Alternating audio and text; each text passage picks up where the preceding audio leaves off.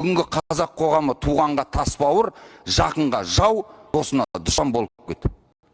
Қоғамның қатыгез бола бастауына не себеп болды десеңіздер, бірден жауап беру қиын. Өйткені оның себебі біреу емес. Тұрыстағы таршылық, тәрбиенің жоқтығы, жеткіншектерге үлгі болған тұлғалардың құбыжыққа айналуы, материалды байлықтың бірінші орынға шығуы, әлеуметтік елдегі белгілі тұлғаларын бастап, әртүрлі дін мен ұлт өкілдерінің өзара ашық соғысы, тағы сол сияқтылар, осының бәрі адамның рухани тозып, қатыгез болуына әкеліп соғып жатыр. Өзімшілдік пен менмендік қоғамның басты індеті болып тұр. Бүгін ойланбасақ, ертең кеш болмақ. Сондықтан кешіктірмей идеологиялық тәрбие жұмысын күшейтіп бастау керек.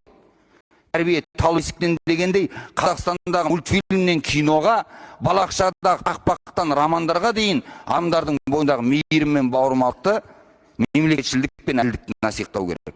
Сонда ғана біз қазақ мемлекетінің байрағын құлатпай, мәртебесін асқақтатын ұрпақ өсіре аламыз.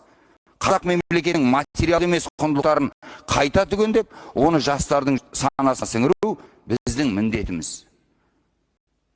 Болсақ та қанша жерін іріміз, бәрімізде жаратқан құлымыз. Мемлекеттің шын ойласақ етеңін таптамайық бірімізді біріміз, даттамайық бірімізді біріміз.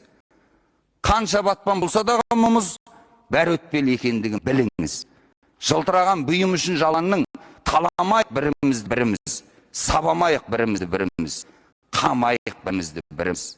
Бәрі ортақ. Жер мен аспан күніміз, ауылымыз, дәстүріміз, тіліміз, келешегі болу үшін солардың атпайықшы бірімізді біріміз, сатпайықшы бірімізді біріміз, сақтайықшы бірімізді біріміз.